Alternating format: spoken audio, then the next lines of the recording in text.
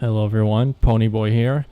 As you might remember, First Zen wasn't in our video last week due to the fact that he kind of...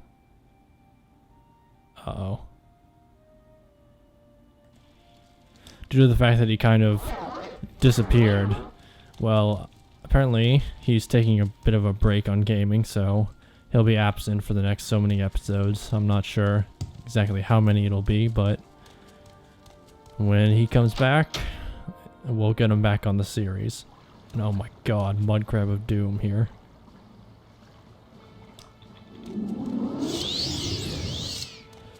So I had to put up for me for a few episodes. I know, it may be very difficult, but deal with it. So we're gonna head over to Big Head's shack, not Big Shack's head, which I confirmed is in this direction, right over this ocean, which means we're gonna get torn apart by slaughterfish the entire way there.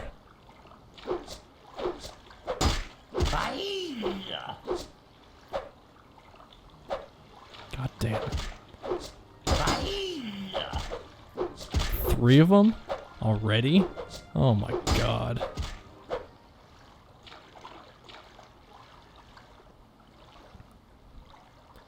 There was a glitch in Oblivion, I remember, where a slaughterfish would spawn on land, basically. And, of course, Oblivion had havoc physics, so it would just... They actually took into account the fact that it was a sea creature, so it would just sit there and flop. And when I first saw that, as a veteran Morrowind player, all I could think was, yes, this is revenge for so many underwater murders that the slaughterfish committed against me. You know, just to see one unarmed, unable to do any damage to me, it was very satisfying to kill. Do we even have any water walking peripherals? No, we need some. Or at least swift swim. Gonna be using all the charge just to get across this ocean. The sea of ghosts.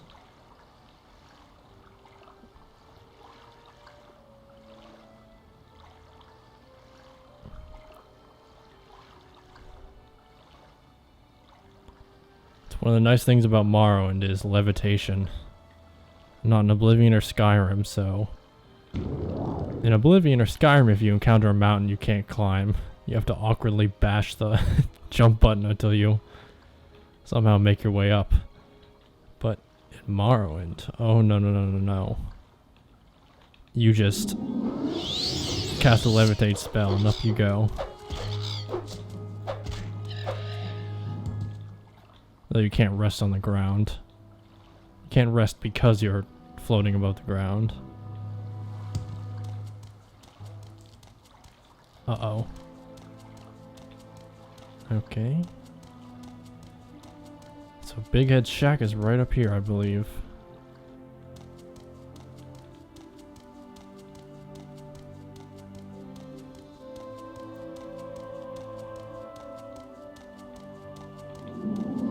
Damn it, I keep doing that. Gets us conjuration experience at least. Let's do it again. There. Big Head Shack. Fresh game. Oh, hello. What do you have to say? So, you have come. I see you serve the master. He is good. Oh yes, good to me. You've come seeking. Tell me what you find. Giant Bull Netch. Grandpa Netch, lovely fish, floating. He has no eyes, but he sees you. Yes, this man is insane, in case you haven't realized that yet. Much like many of Sheogorad's more ardent followers. The fork? Oh, it sings to me. Oh, yes. Singing, ringing. So he doesn't actually give it to you. You have to take it. Ah, oh, drain magic at 200%. 200 points on self. Forgot about that. He also has this little nice collection of spears. Dwarven halberd. Wonder if he would mind us taking that. Morrowind doesn't really show you ownership like Oblivion and Skyrim does. Which kind of makes sense, but also, you know, can be annoying at times. You kind of operate under the assumption that most things that are in someone's house or whatever are owned by them.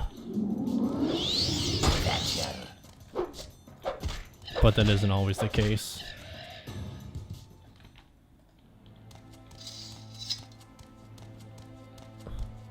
Of course, showing ownership is just one of those many things that is a bit of a hand-holding transition between the Elder Scrolls. You know, obviously in real life there's no such thing as, oh, I know exactly who that belongs to because this indicator tells me. Well, Morrowind at least kind of follows that logic. Then Oblivion and Skyrim show you otherwise. You know, whatever system you prefer. It's really up to a matter of opinion. And it's also kind of an insignificant thing, so who cares in the end, but it is something to note. Oh no.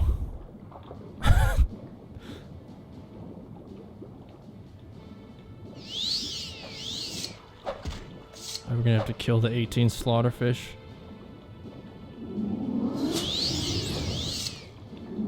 Let's show up.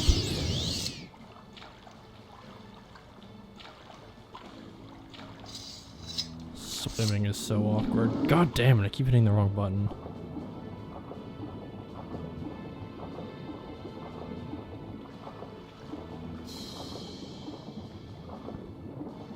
Swimming slow and awkward.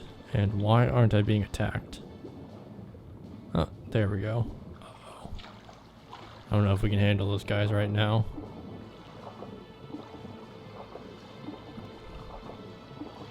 The Dreg.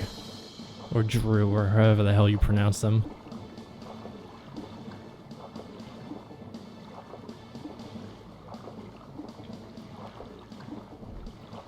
You can actually get Drew armor in this game, which brings about an interesting thing about What the hell?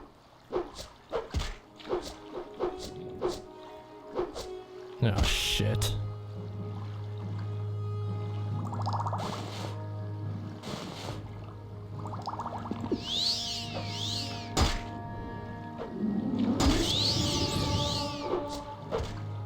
That's right. Let me guess. Cliff Racer. No? Oh, there we go.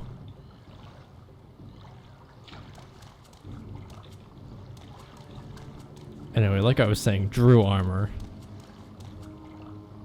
In Morrowind, you could get sets of armor that weren't even complete. There would just be bits and pieces, and they were unique armor. And Drew was one of them.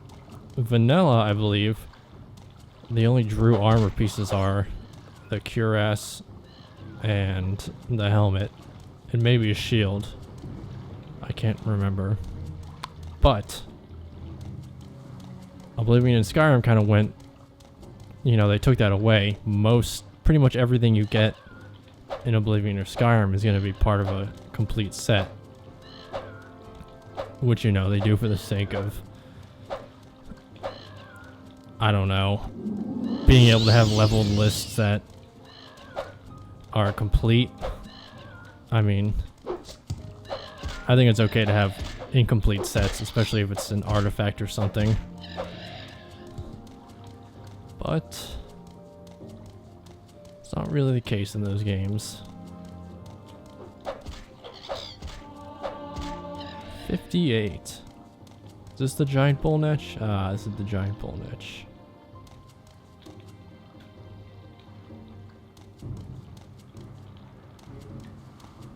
Oh, this thing's chasing us like a mofo.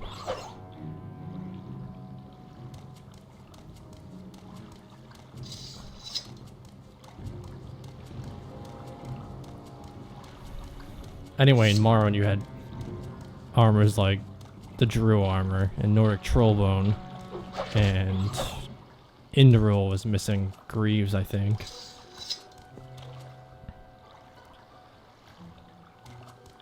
And all sorts of other armor that I can't think of right now. But, you know, because so many... the look of your character was so customizable by what armor you chose in Morrowind because of how it was separated into so many pieces. It's kind of like these unique incomplete sets allowed you to kind of accent the way your character looked.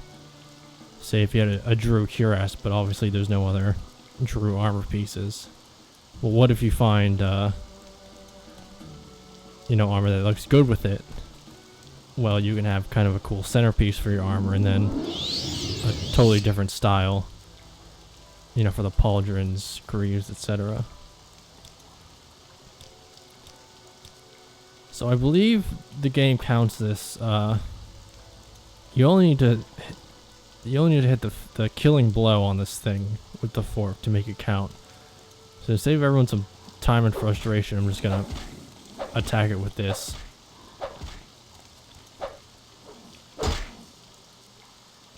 And now use this. So our short blade sucks, so it's gonna be a pain in the ass. Oh my goodness. God damn. I know. Bound dagger. Nope. There we go. That'll raise our short blade a little.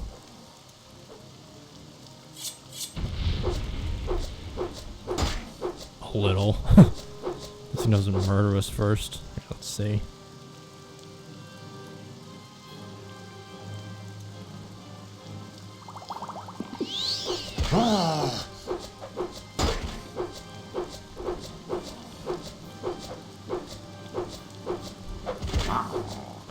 This is not going well.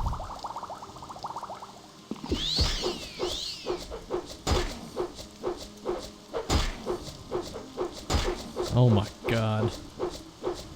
I've actually done this quest very few times, but I know it's a giant frustration. So, no surprise here.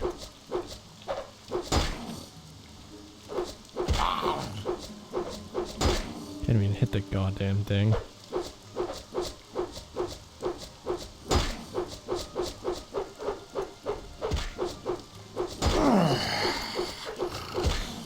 You know what? I'll try this. I'll try and paralyze it. Ah, target resisted magicka, of course. Shit. I don't even think I have any health potions.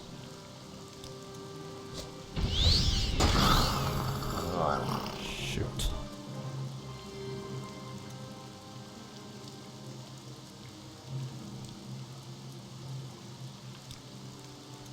Third barrier, let's go.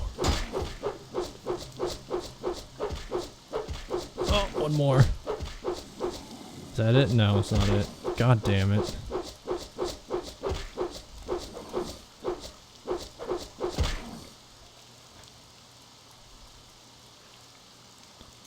What can we do here?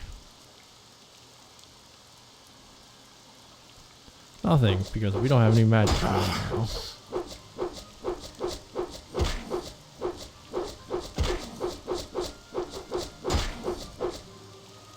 Hair shirt seems to be helping, so let's do that.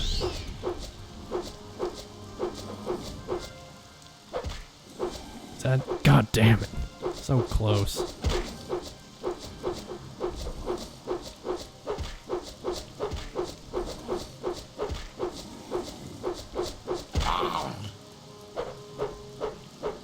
It's just awkward to look at. Oh, oh, oh, oh. Oh, yeah.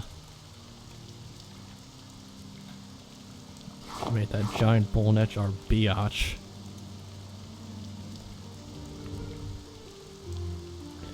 Is that blue?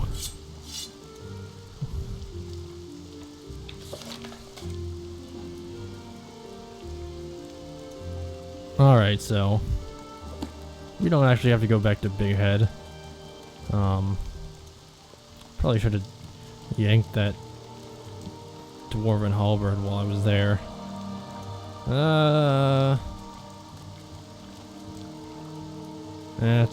We'll find something else cool. Oh, we're going to get a spear, that's right.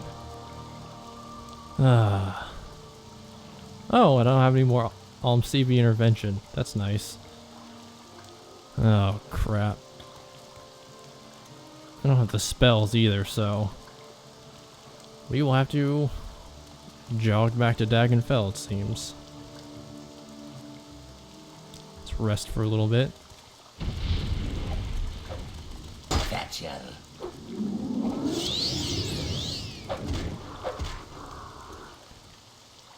There we go.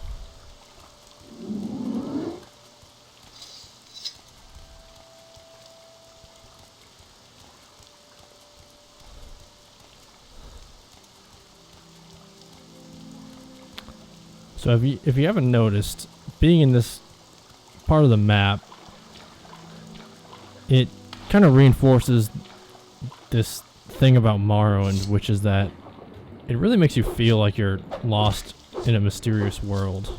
And holy shit.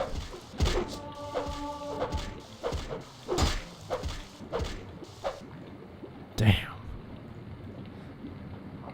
Like, basically,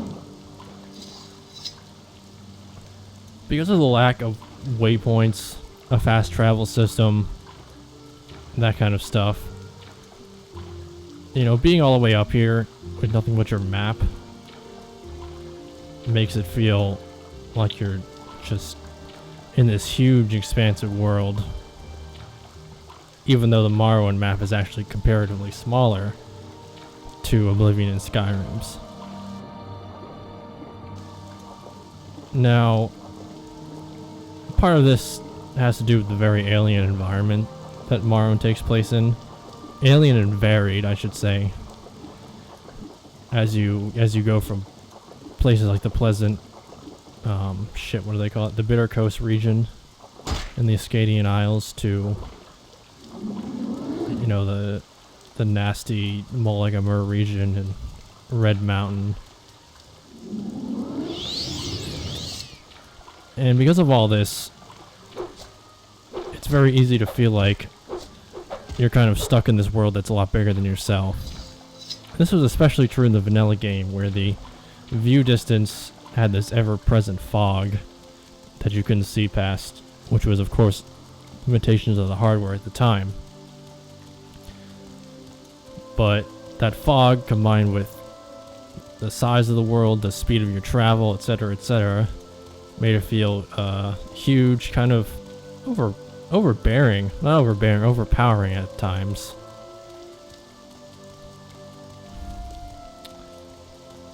Which, you know, you could argue one way or another for Oblivion or Skyrim. And I heard an interesting opinion about that topic with as far as Oblivion goes. In Oblivion, you can see the White Gold Tower in the Imperial City from pretty much anywhere on the map, which makes at least your perception of the size of the world dwindle a little. In Morrowind, I mean, especially vanilla Morrowind, where you can't even see past like 10 feet, it's really easy to feel like the part of the world you're currently at, is a lifetime away from, you know, even somewhere half the map away.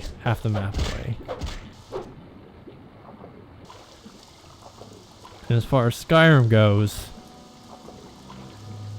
well, Skyrim didn't feel as large, but it felt more fleshed out and full of character. And what I mean by that is, thanks to soundtrack cues where you would like stumble upon a location, it would play a certain tune. Soundtrack clues, motion of NPCs, motion of your character, idle animations like people cutting wood. It made places feel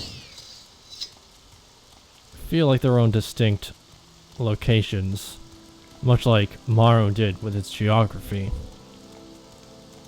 So I guess they're kind of different templates, and I would say Morrowind in the end kind of takes the crown for as far as world immersion goes, or maybe not world immersion goes, but geography immersion. Simply for the fact of the things I already talked about. And even if you turn on the infinite view distance mod, you still get that feeling, even if it is dialed back a little.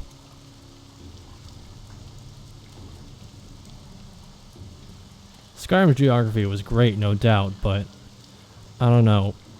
Personally, winter, I'm not really a fan of wintry landscapes in games. They make me feel kind of like the world is depressing, which is why I really enjoy the southern reaches of Skyrim's map, i.e. Falkreath, Markarth. I guess Markarth isn't really south, but you know what I mean. Not snowy.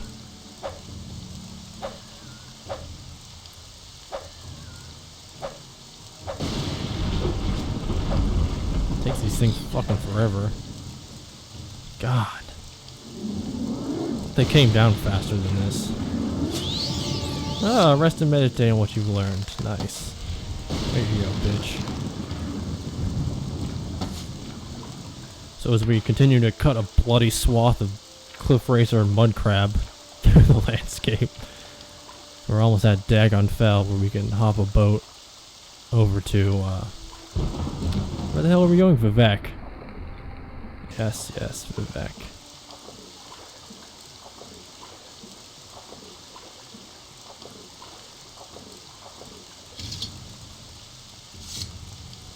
Oh no.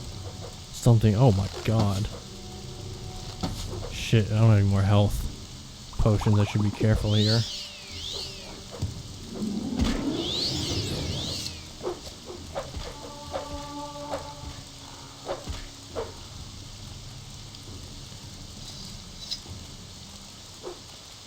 Oh, no joke. Another cliff racer. Cannon fodder. Fucking cannon fodder birds. Like stormtroopers.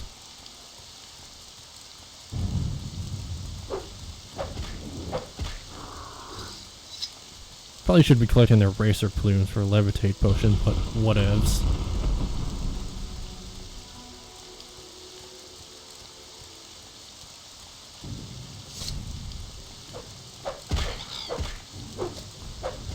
When I used to play Morrowind years ago, I always wished there was a player home in Dagonfell you could use, because it really seems like a neat place to have a base of operations. You know, it's secluded. There's lots of areas around to adventure in. Then again, in Morrowind, you could basically kill an NPC in their house and claim it as your home. So, you know. You. Do you have beds? No, but you do have gold.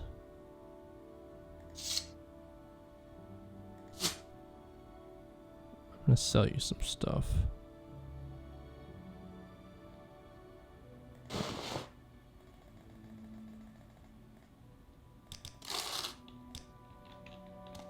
Oh, Mad Hermit. Let's see what she has to say about Big Head.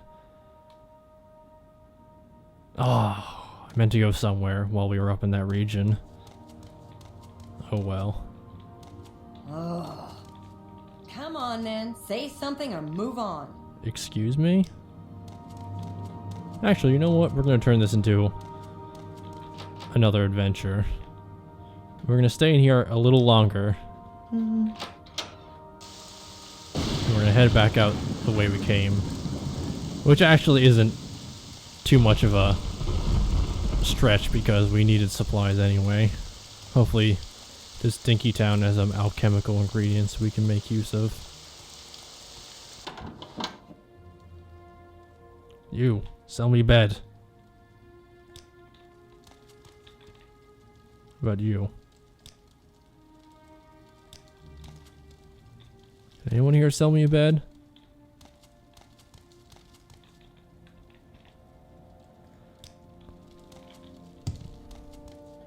Well, that's just dumb. What about you? Don't stand about. Don't stand about. Don't stand about.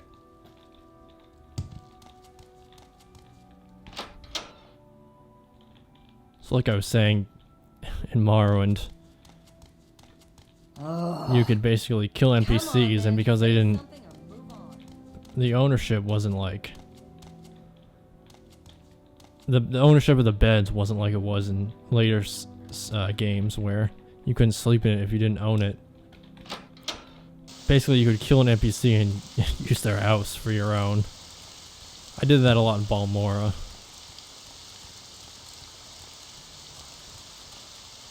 And we can't even sleep around here. Could have sworn you could get a bed up there. God damn it.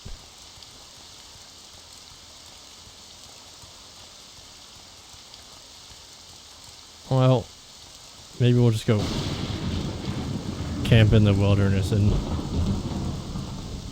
go to sleep and die of hypothermia.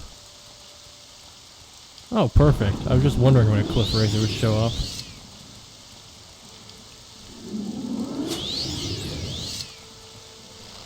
Maybe we should kill someone and take their house. Ah, there we go. That's nice to see.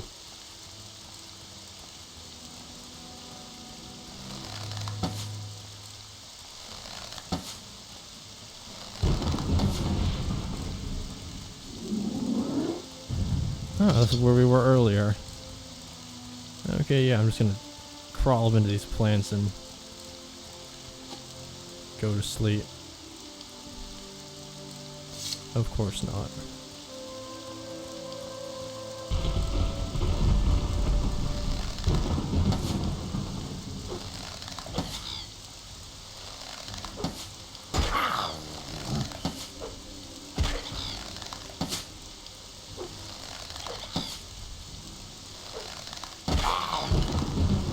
Come on.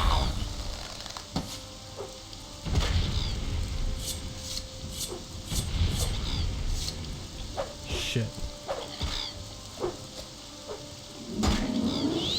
This is pathetic. He's getting vengeance for all his brethren that we've murdered.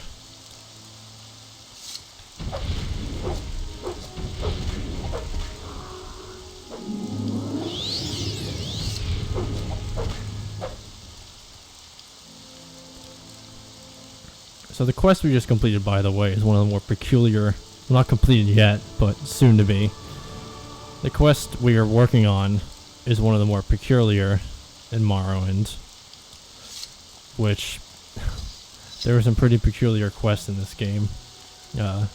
Anyone who's met Crassius Curio will know what I mean. But Sheogorad does have a patent on quirky quests, so if you play his quest in Skyrim or Oblivion, you know what I'm talking about. But okay, since we're back in town, we're going to look for some alchemical stuff. And then head back out to the rocky waters one more time.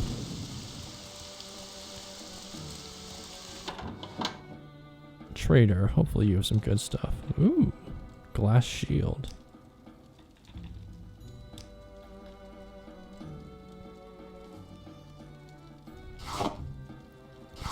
Restore fatigue, good. What can we give him?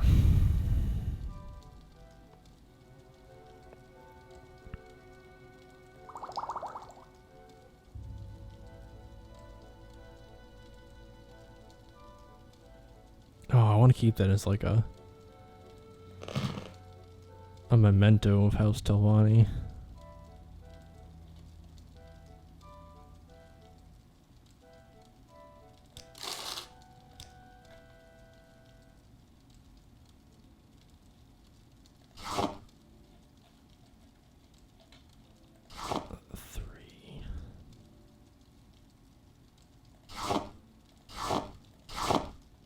Some merchants, sometimes their stock of alchemical ingredients will infinitely resupply, which doesn't seem to be the case with this guy, but oh well. It's down here. Ooh. Private quarters.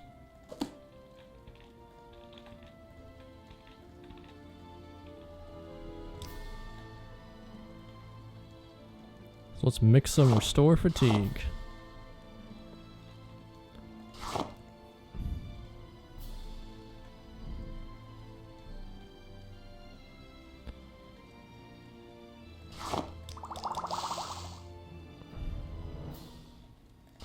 Hackle leaf.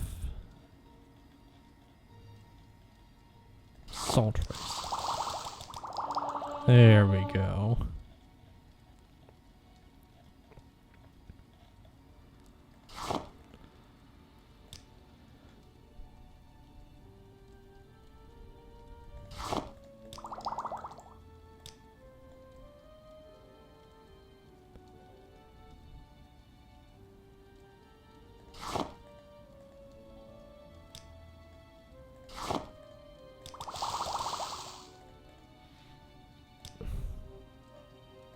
Crab meat and scuttle, I believe.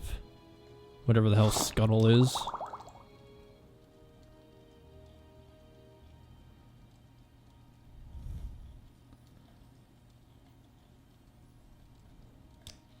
Okay.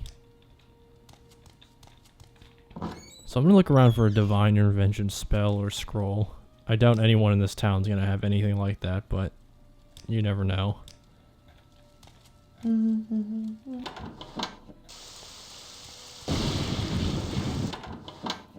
Maybe someone. You don't even barter. You barter.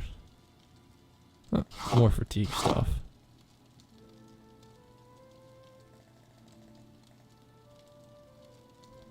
Marshmallow, that's nice.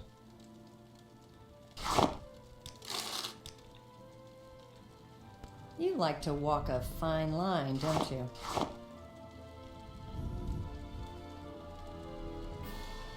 Marshmallow and resin will make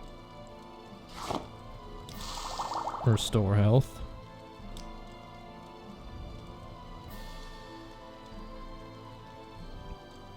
You know what? You guys don't have to watch this. I will do all the stupid potion making off screen. I'll give one last look to see if anyone has a CV scroll or intervention scroll, and then I'll cut the episode for tonight. You have one? No, I didn't think so.